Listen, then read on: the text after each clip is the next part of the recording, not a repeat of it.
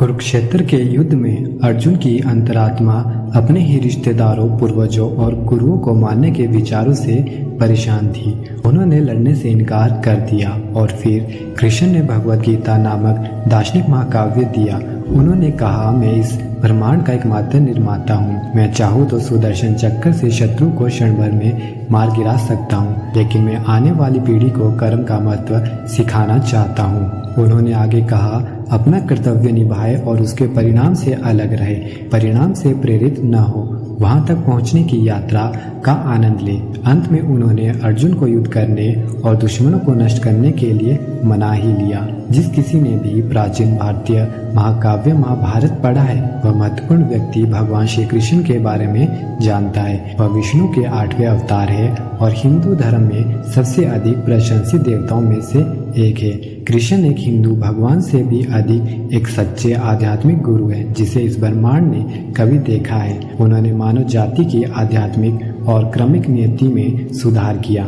उन्होंने दुनिया को भक्ति और धर्म के साथ साथ अंतिम वास्तविकता के बारे में भी शिक्षित किया। श्री कृष्ण अतीत में, आज के आधुनिक विश्व में हर दृष्टि से लोगों के लिए आदर्श रहे हैं और निश्चित रूप से आने वाले युगों में भी रहेंगे। भारत में सबसे लोकप्रिय पुस्तक भगवद गीता, जिसे अक्सर केवल गीता के रूप में जाना जाता है, संस्कृत में 700 छंदों वाला एक हिंदू धर्म ग्रंथ है। यह हिंदू महाकाव्य महाभारत का एक हिस्सा है, जहाँ कुरुक्षेत्र के युद्ध में पांडवों और कौरवों के बीच धार्मिक युद्ध के दौरान भगवान श्री कृष्ण अर्जुन को अपनी बुद्धि से प्रबुद्ध करते हैं। यह जीवन के कई सबक सिखाता है, जिन्हें आसानी से हमारे दैनिक जीवन में लागू किया जा सकता है। आइए स्वयं भगवान से प्राप्त जीवन बदलने वाले 9 शिक्षाओं को जानें। नंबर 1, कर्म का महत्व। यदि आप काम नहीं करेंगे या अपना कर्तव्य नहीं निभाएंगे तो आपको अप्रत्याशित चीजें या परिणाम नहीं मिलेंगे। यह भगवान श्री कृष्ण की शिक्षाओं में से सबसे अच्छी सीख में से एक है। उन्हें परिणाम या अंतिम परिणाम की आशा किए बिना अपना कर्तव्य निभाना चाहिए। जबकि मैं यह कहता हूँ, इसका मतलब यह नहीं है कि आशा रखना या आशावादी होना गलत है, लेकिन कार्यों के बिना आपका रास्ता भयानक हो सकता है। युक्ति यह है कि अंतिम परिणाम पर बहुत अधिक ध्यान केंद्रित न करें और केवल वहां तक पहुंचने की प्रक्रिया का आनंद लें। वर्तमान क्षण में रहना यानी अपने कर्म पर ध्यान केंद्रित करना आपके समग्र मानसिक स्वास्थ्य में भी सुधार करता है। अर्जुन अपनी भावनात्मक बुद्धिमत्ता को बरकरार नहीं रख सके। कृष्ण ने उन्हें वर्तमान पर ध्यान केंद्रित करना सिखाकर उसे प्रबुद्ध किया। नंबर 2, हमेशा कोई कारण या कारण होता है। भगवद गीता में भगवान श्री कृष्ण ने कहा है कि सब कुछ किसी कारण या अच्छे कारण से होता है। जीवन में जो कुछ भी होता है अच्छे के लिए होता है और उसके पीछे हमेशा कोई कारण होता है। उन्होंने यह भी उल्लेख किया है कि हम सभी एक ही रचयिता ईश्वर की संतान हैं। ईश्वर सर्वशक्ति है और यह संसार उसी के द्वारा संचालित होता है। और क्योंकि हम सभी भगवान के बच्चे हैं, हमारे साथ कुछ भी बुरा नहीं हो सकता। इसलिए जो कुछ घटित हो चुका है या जिन पर हमारा नियंत्रण नहीं है, उन पर रोना नहीं चाहिए। तो सबसे अच्छा है हमें चीजों को छोड़ना और स्वीकार करना होगा। नंबर 3, सचेतनता। यहाँ फिर कृष्ण हमें वर्तमान क्षण में जीना सिखाते हैं। वह भविष्य के प्रति सचेत थे, लेकिन उन्होंने चिंता किए बिना वर्तमान क्षण में जीना चुना। हालांकि वह जानते थे कि आने वाले भविष्य में क्या होगा, फिर भी वह वर्तमान क्षण में रहे। माइंडफुलनेस का अर्थ वर्तमान में रहना और वर्तमान क्षण के बारे में जागरूक रहना है। माइंडफुलनेस जीवन बदल रही है और जीवन की गुणवत्ता में अंतर लाती है। वर्तमान में जीना और वर्तमान क्षण पर अधिक ध्यान देना आपके मानसिक स्वास्थ्य में सुधार कर सकता है। चुनौतीपूर्ण परिस्थितियों के कारण अक्सर बाधा उत्पन्न होना संभव है, लेकिन सचेत रहना और वर्तमान क्षण में रहना चीजों को बहुत आसान बना सकता है। हमें यह सीखने की जरूरत है कि वर्तमान पर ध्यान कैसे केंद्रित किया जाए, न कि भविष्य या अतीत पर। नंबर 4, अपने क्रोध पर नियंत्रण रखें। क्रोध से निर्णय क्षमता धुंधली हो जाती है, जिसके परिणाम स्वरूप याददाश्त कमजोर हो जाती है। जब स्मृति भ्रमित हो जाती है तो बुद्धि नष्ट हो जाती है और जब बुद्धि नष्ट हो जाती है तो मनुष्य नष्ट हो जाता है। क्रोध आपकी निर्णय लेने की क्षमता को प्रभावित करता है। बुद्धि के बिना निर्णय लेने की क्षमता प्रभावित होती है। अतः क्रोध ही व्यक्ति के जीवन में सभी प्रकार की असफलताओं का मूल कारण है। यह नरक के 3 मुख्य द्वारों में से एक है। अन्य 2 है लालच और वासना।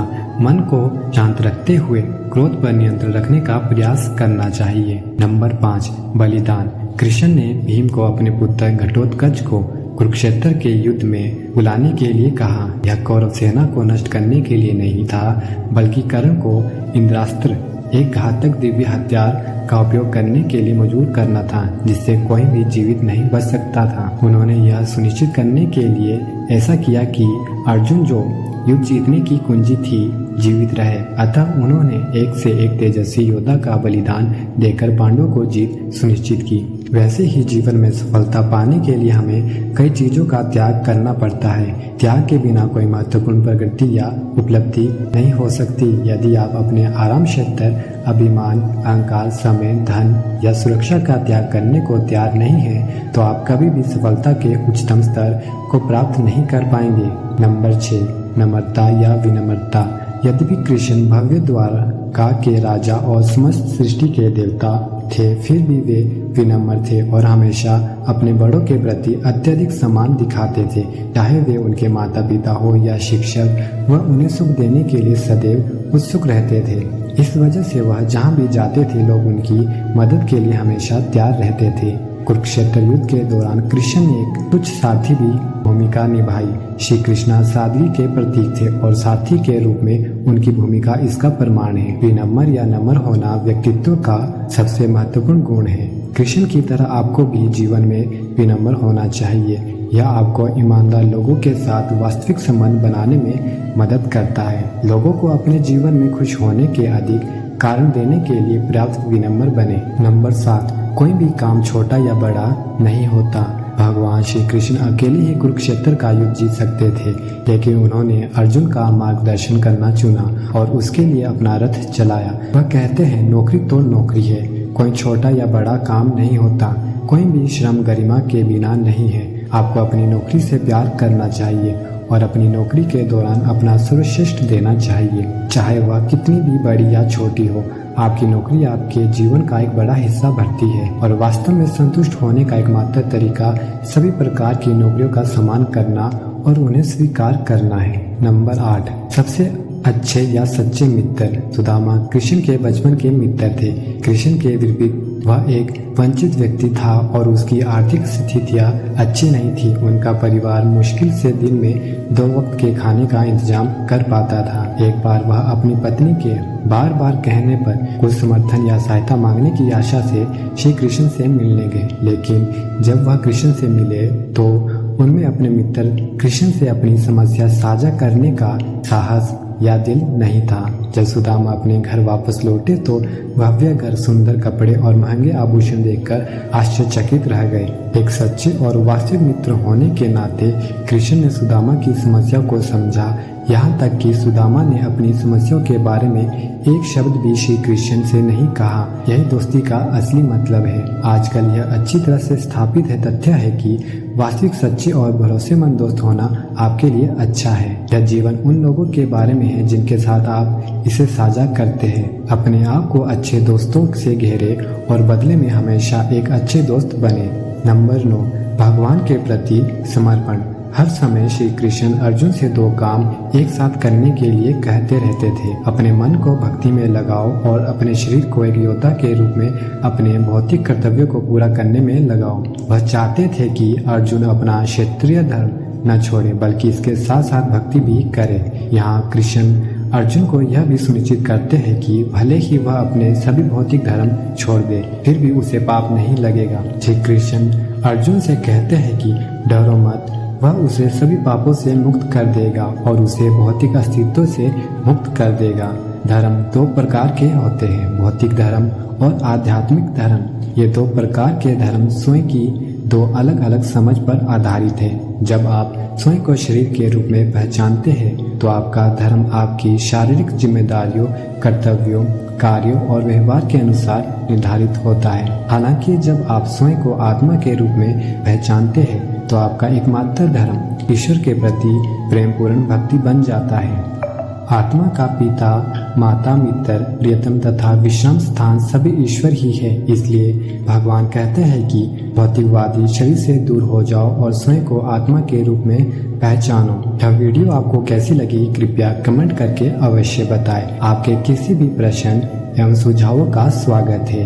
वीडियो को शेयर, लाइक एंड सब्सक्राइब जरूर करें। धन्यवाद।